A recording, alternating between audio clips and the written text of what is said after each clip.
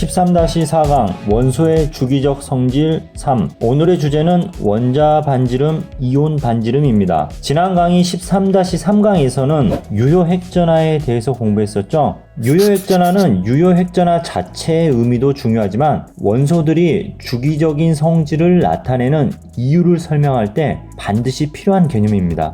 오늘 강의에서도 나올 거예요. 요런 경향성은 유효핵전화가 증가하기 때문이다, 이런 식으로 말이에요.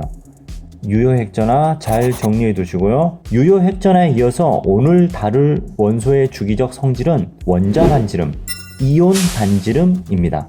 반지름. 원자나 이온의 크기, 사이즈에 대한 이야기라는 느낌이 팍팍 오죠. 여기 엄청 많은 종류의 원소들이 있습니다. 각각의 원소들은 모두가 다 다른 양성자수, 다른 전자수를 갖고 있기 때문에 당연히 원소마다 크기도 모두가 다 다를 수밖에 없겠죠. 상대적으로 큰 원자들도 있고 작은 원자들도 있습니다. 같은 크기의 원자는 하나도 없습니다. 다 달라요. 그럼 누가 크고 누가 작을까요? 원자의 크기에 대해서 아직은 따로 배우지 않았다고 할지라도 우린 대충 누가 클지는 알 수 있을 것 같아요. 보세요. 질문입니다. 원자 번호 1번 수소 원자가 크기가 클까요? 원자 번호 92번 우라늄 원자의 크기가 클까요? 주저하지 않고 우리는 우라늄이요 라고 대답할 수 있겠죠. 네, 맞아요. 우라늄이 훨씬 큽니다. 뭔진 몰라도 왠지 원자 번호가 크니까 양성자 수도 많을 것이고 전자 수도 많고 복잡할 테니까 크기도 클 것 같은 그런 느낌이 들죠. 맞아요. 원자 번호가 아주 크면 당연히 원자 번호가 아주 적은 원소보다 크기는 더 큽니다. 하지만 이것은 어디까지나 원자 번호 차이가 엄청 큰 상황이기 때문에 특별한 고민 없이 판단할 수 있는 경우였던 것이고요. 우리가 계속해서 주목하고 있는 원소들은 2주기, 3주기 원소들입니다. 얘네들은 수소와 우라늄처럼 원자 번호 차이가 그렇게 크지는 않아요. 놀라운 것은 같은 주기에서는 원자 번호가 커질수록 원자의 크기는 오히려 작아진다는 겁니다. 흥미롭죠? 13-4강 시작하겠습니다. 원자 반지름 측정에 대한 개념부터 짚고 넘어갈게요. 가장 단순한 원자, 수소를 샘플로 보겠습니다. 우리가 보통 수소 원자는 이렇게 많이 표현했고요. 오비탈에 대해 학습할 때에는 이렇게도 표현했습니다. 우린 보의 전자 껍질 모형인 이 모습이 더 익숙하지만 실제 존재하는 원자 모습에 더 근접한 표현은 전자 구름 모형이 되겠죠. 하지만 전자 구름 모형은 정확하게 전자가 어디 있는지 모른다고 했습니다. 확률로만 표현할 뿐이죠. 여기 이 바깥쪽에서도 전자가 존재할 확률이 0%는 아니라고 배웠어요. 그런데 왜 갑자기 자주 안 쓰던 이런 그림을 굳이 가져와서 언급하고 있느냐? 우리가 원자의 크기에 대한 이야기를 할 건데 그 크기, 재기가 상당히 애매하다는 겁니다.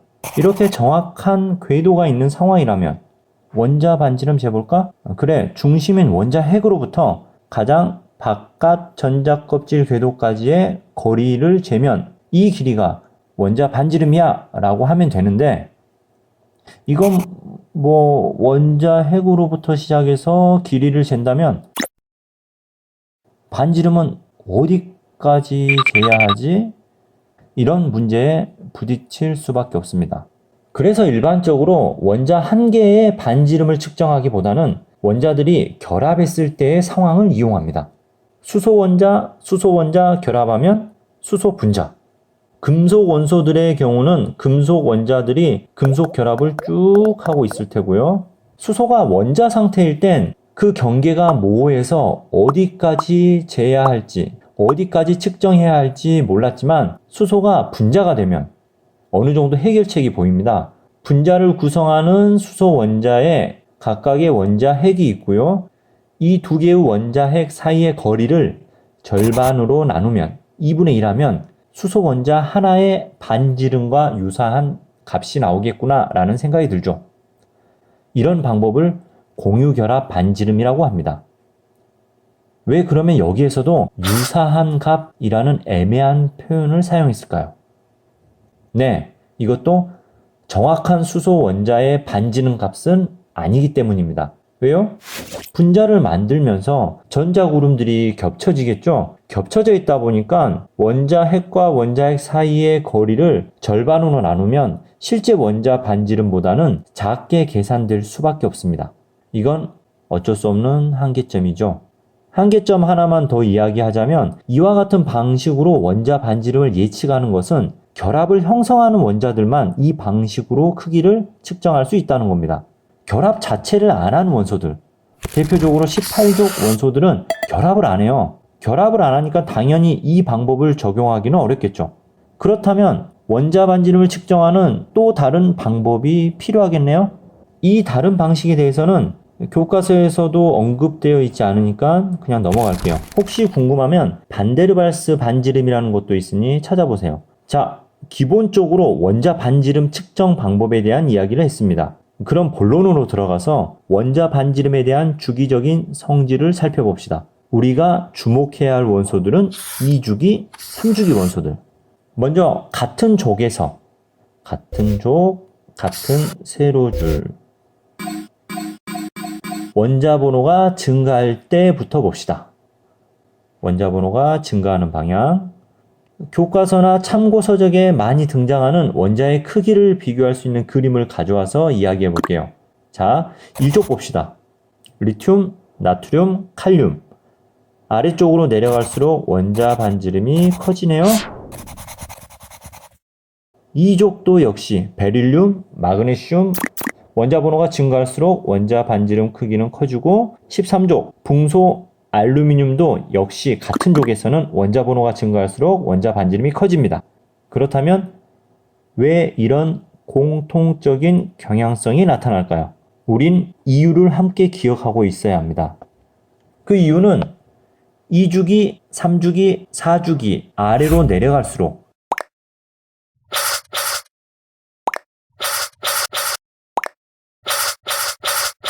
전자 껍질이 하나씩 늘어나게 되겠죠? 전자 껍질 수 증가. 껍질이 늘어나는데 당연히 그 크기는 커지겠죠?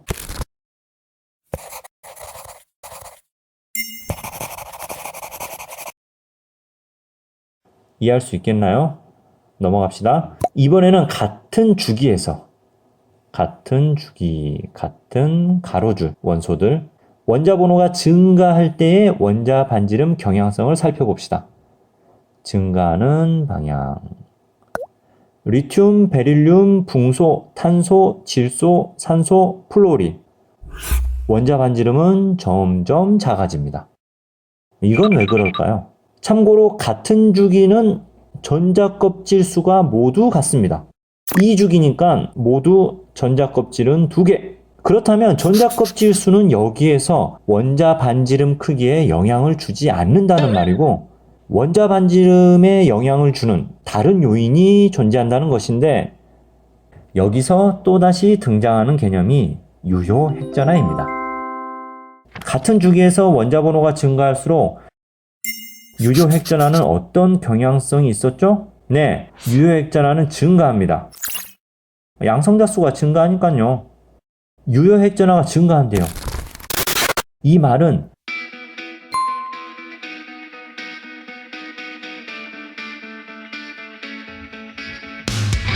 전자들이 느끼는 핵의 전하의 크기가 커진다는 거예요. 그렇다면 정정기적인 인력에 의해 마이너스 전하를 띤 전자들은 플러스 원자 핵에 더 세게 잡아당겨질 것이고 전자가 안쪽으로 끌려올 테니 원자의 크기는 작아지겠군요. 정리되셨나요? 같은 주기에서는 유효 핵전하량의 증가로 원자 반지름은 작아진다. 아니 선생님, 그러면 같은 족에서도 원자 번호가 증가하면 유효 핵전하가 증가한다고 하셨잖아요. 그러면 유효 핵전하가 증가했으니 같은 족에서도 원자 번호가 증가할 때 원자 반지름은 작아져야 하지 않나요? 좋은 질문입니다. 하지만 전자 껍질 수가 증가한다고 했잖아요. 유효 핵전하 증가에 의한 원자 반지름 감소 효과보다 전자 껍질 수 증가에 의한 원자 반지름 증가 효과가 훨씬 크다라는 것. 그래서 결국 같은 족에서는 원자 번호가 증가하면 원자 반지름이 커진다는 것 기억할 수 있겠죠? 네. 같은 족, 같은 주기에서 원자 반지름의 경향성을 살펴봤습니다. 결과는 간단하지만 결과에 대한 이유까지 반드시 이해해 두셔야 합니다. 저의 고등학교 시절 원자 반지름에 대해서 배웠을 때 무작정 외우려고 제 스스로 이런 그림을 그렸었던 기억이 있습니다. 길쭉한 이등병 삼각형을 그리고 안에 동그라미들을 채워보면서 아래쪽으로 갈수록 커지는군. 그리고 오른쪽 한쪽에 점을 찍고 가로로 삼각형을 하나 더 길게 그려놓고 또 동그라미를 채워나갔어요. 이번에는 오른쪽으로 갈수록 작아지는군. 이런 이미지를 떠올리곤 했어요. 원자 반지름 크기에 대한 경향성을 잊어버리지 않으려고요. 좋은 방법은 아닌데 스스로 그려놓고 기억해서 그런지 오랜 시간이 지나도 기억에 남더라고요. 여러분들도 이론을 이해하고 자신만의 기억법을 만들어 보는 것도 좋겠습니다. 바로 이온 반지름으로 넘어갈게요. 이온에는 두 종류가 있죠. 플러스 전하를 띠는 양이온, 마이너스 전하를 띠는 음이온. 이온에 대해서 이야기하려고 보니까 제가 이전에 한번 강의를 했더라고요. 이온에 대한 기본적인 개념 지식이 부족하다고 느끼시는 분은 12-4강 이온의 전자배치 강의를 찾아보시면 이온에 대한 전반적인 내용 그리고 전자배치까지 공부할 수 있겠습니다. 바로 이온의 반지름에 대해서 이야기할게요. 첫 번째, 양이온. 양이온이 만들어지는 이유와 원리를 잘 이해하고 있다면 양이온이 만들어질 때 크기가 커지는지 작아지는지 충분히 예측할 수 있겠습니다. 여기서 돌발 문제. 두 원소 중 양이온이 되기 쉬운 원소는 시간 2초 드립니다. 하나, 둘, 네, 나트륨이죠. 금속 원소들은 전자를 잃고 양이온이 되기 쉽다고 했었죠. 3주기 1족 원자번호 11번 나트륨은 3주기니까 전자 껍질이 셋, 1쪽이니까 원자과 전자가 하나, 토탈 전자수는 11개. 이런 전자 배치를 합니다. 여기서 이온이 되려면 전자 하나를 잃고 플러스 1가 양이온이 됩니다. 자, 이제 크기에 대한 이야기를 합시다. 양이온이 만들어지면서 크기는 커졌을까요? 작아졌을까요? 그대로일까요? 네, 크기는 작아집니다. 왜? 전자를 하나 잃으면서 전자 껍질이 하나 감소해버렸죠? 전자 껍질 감소? 반지름은 작아짐. 바로 이어서 음이온 봅시다.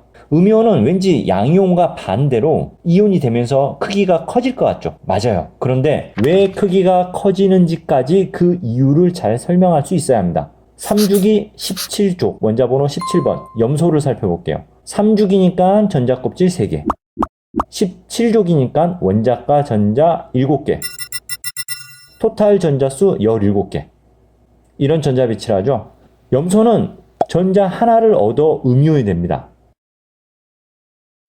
그런데 중요한 것은 전자 하나를 얻어도 전자 껍질 수에는 변화가 없다는 겁니다. 염소가 원자일 때 전자 껍질 수 3개. 음이온이 되었을 때도 전자 껍질 수는 3개입니다. 그리고 둘 다 원자 번호는 17번이니까 양성자의 수도 같습니다. 그러면 크기에는 변화가 없는 건가? Nope. 아닙니다. 여기서 또 반지름에 영향을 주는 요인 하나가 더 추가됩니다.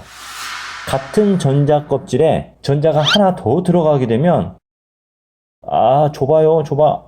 그리고 다들 마이너스 전하를 띠고 있으니 서로 밀어내겠네요. 전자들끼리는 반발력이 더 커지게 됩니다. 서로 밀어내다 보니 조금씩 더 멀어지려고 하고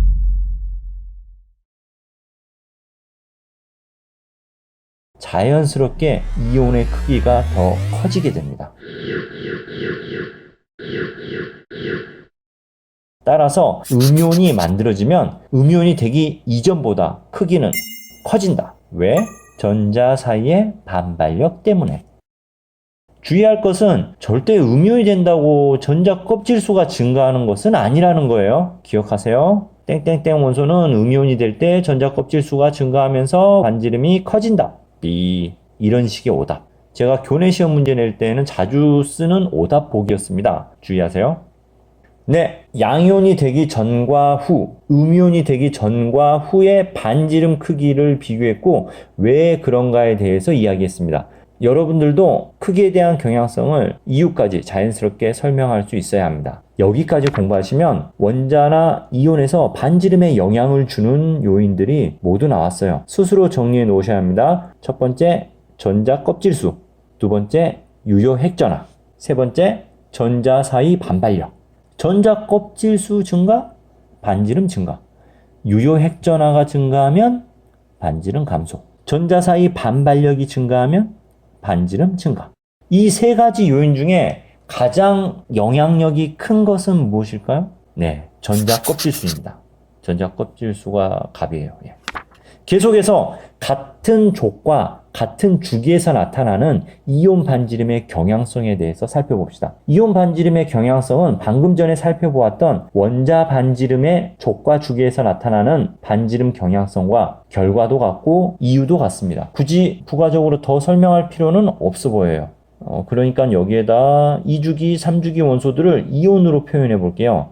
리튬 플러스, 베릴륨 2 플러스, 붕소 3 플러스, 땡땡땡땡땡땡, 염소 마이너스.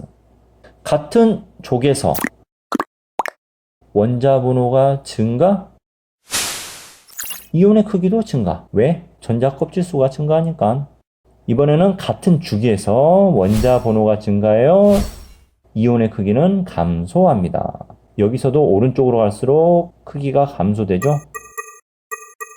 왜? 유효 핵전화가 증가하기 때문에 크기는 작아진다.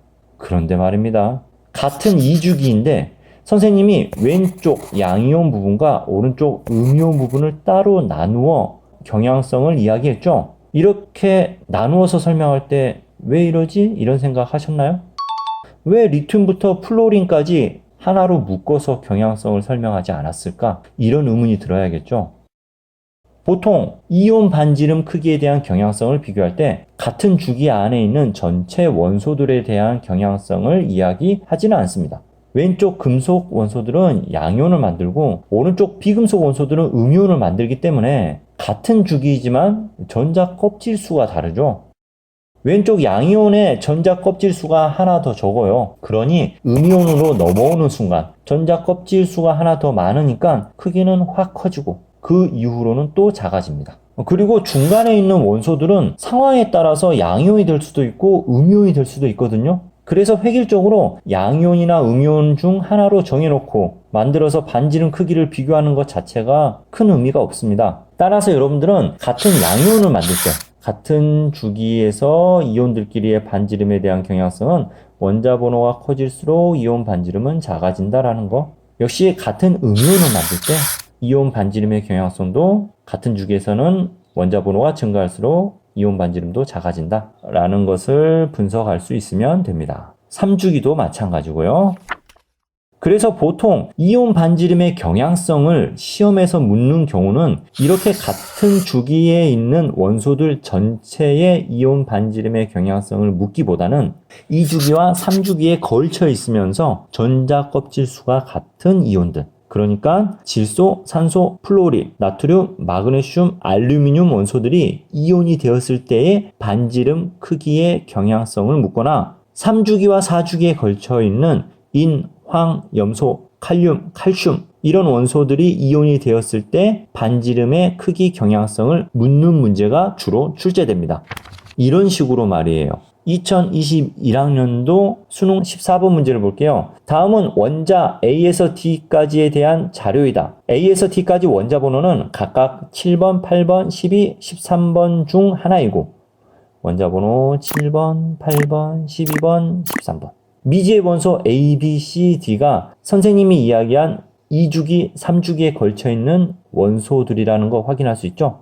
그리고 A에서 D의 이온은 모두 네온의 전자 배치를 갖는다 라고 이야기했습니다. 이 말은 제시된 원소들이 원자 번호 10번 전자가 10개 있는 네온을 기준으로 7번은 전자 3개를 얻어 마이너스 3가 이온, 8번은 전자 2개를 얻어 마이너스 2가 이온, 12번은 전자 2개를 잃고 플러스 2가, 13번은 전자 3개를 잃고 플러스 3가 이온이 될 거야 라는 것을 알려주는 것이고 보기에서 이온 반지름에 대한 질문을 하겠다 라는 것을 이야기하는 거죠. 보세요. 문제에서 원자 반지름 그리고 이온 반지름에 대한 정보를 주어졌어요. 이 정보로 A에서 D 원소들이 무엇인지 유추해 보거라 라는 것이고요. 보기에서도 이온 반지름은 C가 가장 크다 이런 식으로 이온 반지름에 대해서 물어봤죠. 지금 배우고 있는 이온 반지름이 어떤 식으로 출제되는지 살펴보고 공부하라는 의미로 수능 문제를 훑어봤고요. 2021학년도 수능 문제만 보았는데 매년 수능, 매회 모의고사에서 거의 의무적으로 물어보는 문제 유형이라고 보시면 됩니다. 다시 돌아와서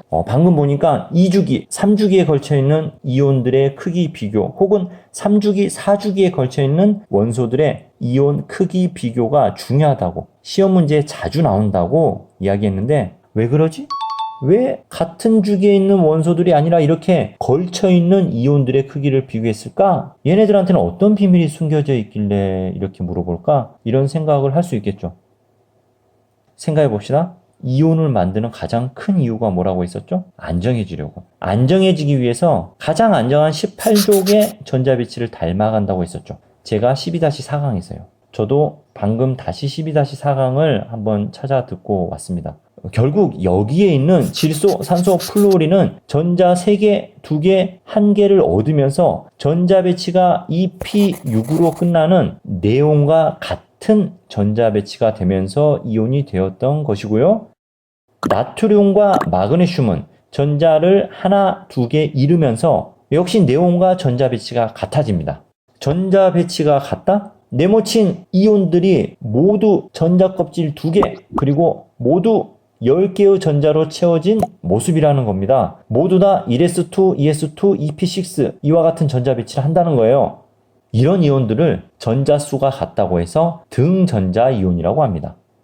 그러면 얘네들은 반지름에 영향을 주는 요인 중 2가지가 모두 같습니다. 전자 껍질 수가 모두 같죠? 그리고 전자 수가 같으니 전자끼리의 반발력도 거의 같을 거 아니에요. 그러면 결국 누가 반지름을 결정짓는 요인으로 작용할까요? 그렇죠. 유효획전하. 전자 배치는 같지만 원자 번호가 달라요. 원자 번호가 다르다? 양성자 수가 다르다. 양성자 수가 다르다? 원자 핵의 플러스 전하량이 다르다는 겁니다. 그렇다면 같은 전자 배치라면 중심에 있는 원자 핵의 플러스 전하량이 클수록 원자 번호가 클수록 전자들을 더 세게 잡아당길 것이고 이온의 크기는 작아지게 되겠군요. 즉 질소 이온, 산소 이온, 플루오린 이온, 나트륨 이온, 마그네슘 이온이 있다면 지금 원자 번호가 증가하는 순서잖아요. 그러면 이온의 크기는 이렇게 되겠네요. 처음 공부하시는 분들은 잠깐 멈춰두고 왜 이런 결과가 나오는지 잘 생각해 보시기 바랍니다. 여기 있는 이온들 모두가 전자 배치는 똑같습니다. 원자 핵의 양성자 수만 다르고요. 절대 외우는 개념이 아닙니다. 이해하면 그렇구나 하고 넘어갈 수 있는 부분입니다. 3주기, 4주기에 걸쳐 있는 원소들의 이온 반지름도 역시 같은 방법으로 해석하시면 됩니다. 여기 있는 이 원소들은 이온을 만들 때 주로 아르곤과 같은 전자 배치를 만든다. 이온의 크기를 비교한다면 역시 이런 순서가 되겠군요. 이렇게 되는 이유도 위에 2주기, 3주기에서 해석했던 것과 같습니다. 등전자 이온의 반지름은 원자 번호가 클수록 작아진다 까지 해서 오늘 원자 반지름, 이온 반지름에 대한 주기성에 대해 공부해 보았습니다. 연습 문제는 주기적 성질 단원을 모두 끝낸 후에 풀어보는 걸로 하고요. 다음 시간 13-5강에서는 이온화 에너지에 대해서 공부하도록 합시다. 오늘 여기까지 할게요. 고생하셨어요. 안녕.